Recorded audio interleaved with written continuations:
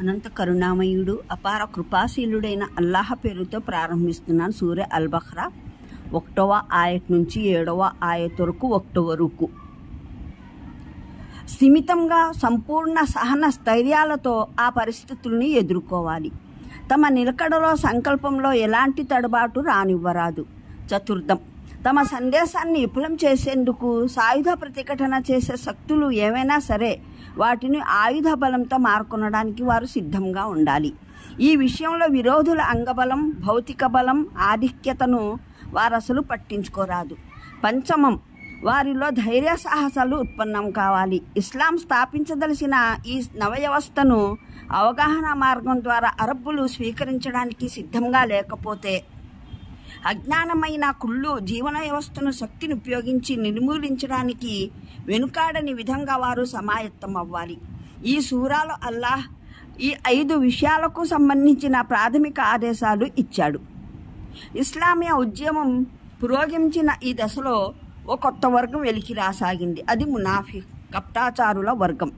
కాపట్యపు ప్రారంభ సూచనలు మక్కా కాలపు చివరి రోజుల్లోనే బయటపడసాగిన అక్కడ అగుపడిన ద్వంద్వాచారులు ఇస్లాం సత్యతనైతే అంగీకరించిన వారే, విశ్వాసాన్ని ప్రకటించిన వారే, కానీ ఈ సత్యం కొరకు తమ ప్రయోజనాలను త్యాగం చేయడానికి, తమ ప్రాపంచిక సంబంధాలను తెంచుకోవడానికి, ఈ సత్యపంథాను స్వీకరించగానే అసనమయ్యే కష్టాలను బాధలను భరించడానికి సిద్ధంగా లేనివారు. మదీనా చేరిన తర్వాత ఈ కోవకు చెందిన మునాఫికులతో పాటు కొన్ని ఇతర రకాల ద్వంద్వాచారులు కూడా ఇస్లామియా సమాజంలో తలెత్తసాగారు.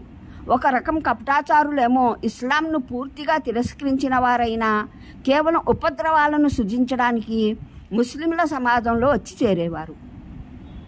రెండవ రకం మునాఫికులు ఇస్లామియా సమాజం అధికార పరిధిలో చిక్కుకున్న కారణంగా ఇటు ముస్లింలలోనూ పరిగణన పొంది అటు ఇస్లాం విరోధులతోనూ సంబంధాలు పెట్టుకోవడంలోనే తమ ప్రయోజనాలు భద్రంగా ఉంటాయని భావించిన వారు. ఈ విధంగా ఇరువైపులా లభించే ప్రయోజనాలను పొందగలగడానికి, ఇరువైపులా సంభవించే ప్రమాదాల బారి నుండి సురక్షితంగా ఉండడానికి వారికి వీలయ్యేది. మూడవ రకం ద్వంద్వ స్వభావులు ఇస్లాం అజ్ఞానాల మధ్య సంకోచం సందేహాలతో ఉయిగిసలాడే జనం. వారికి ఇస్లాం సత్యత పట్ల పూర్ణ విశ్వాసం లేకున్నా తమ తెగ లేక వంశంలోని వారు చాలామంది ఇస్లాం స్వీకరించిన వారు అవడం చేత వీరు కూడా ఇస్లాం స్వీకరించారు.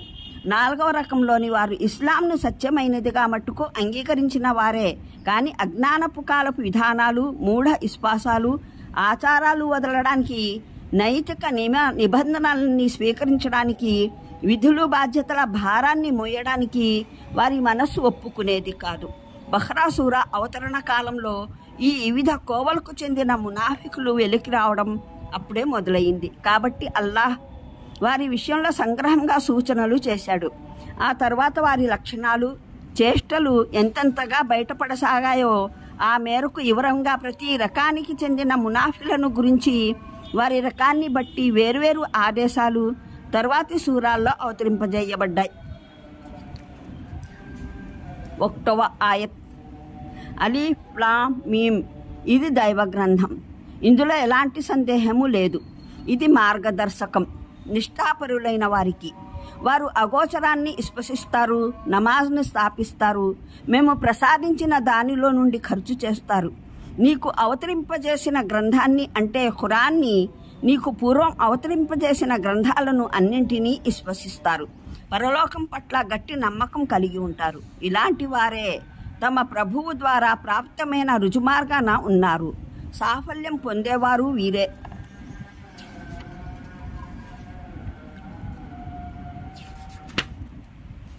ఎవరైతే ఈ విషయాలను స్వీకరించడానికి నిరాకరించారో నీవు హెచ్చరించినా హెచ్చరించకపోయినా వారికి సమానమే.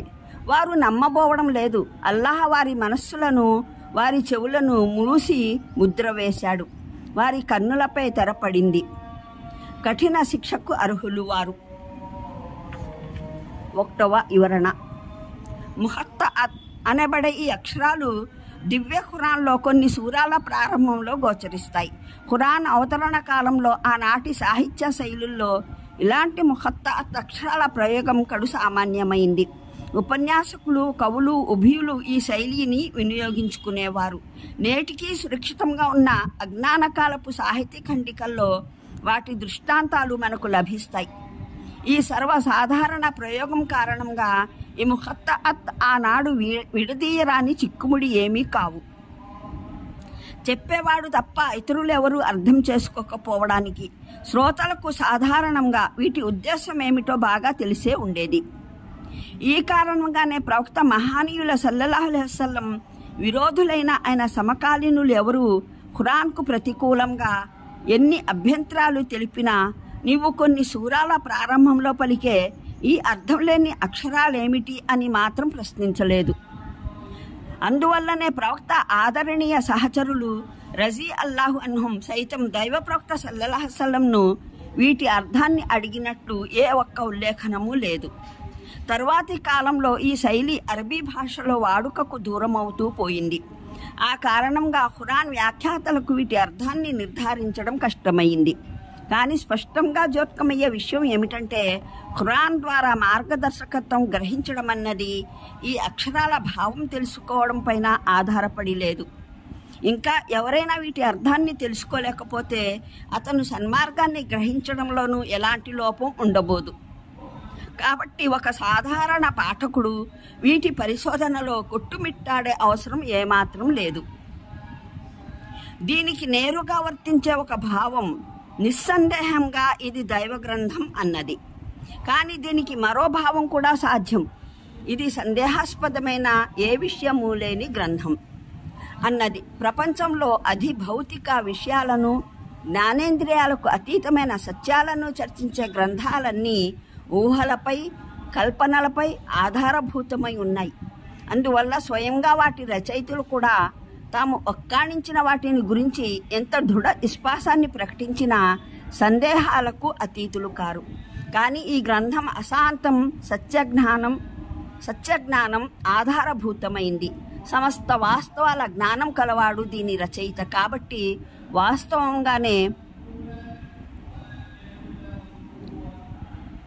ఇందులో సందేహానికి ఎలాంటి ఆస్కారము లేదు.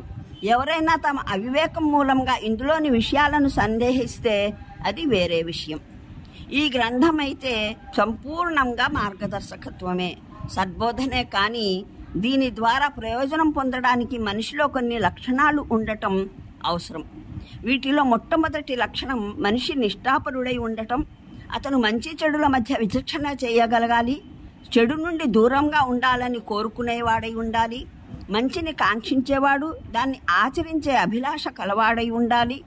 పోతే ప్రపంచంలో పశువుల్లా జీవించేవారు, తాము చేసేదంతా సరైనదా కాదా అన్న యోచన కూడా కలగనివారు, ప్రపంచం పయనించే దిశకు మనోకాంక్షలు గొనిపోయే మార్గాన కాళ్ళు తీసుకువెళ్లే వైపునకు బయలుదేరిపోయేవారు.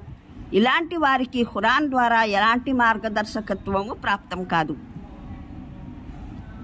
ఇది ఖురాన్ ద్వారా ప్రయోజనం పొందేందుకు అవసరమైన రెండవ షరతు. గైబ్, అగోచరమైన అంటే భావం, మనిషి జ్ఞానేంద్రియాలకు అంతుపట్టని, ముఖ్యంగా సామాన్య మానవుల అనుభవం పరిశీలనలలోకి రాని యథార్థాలన్న మాట.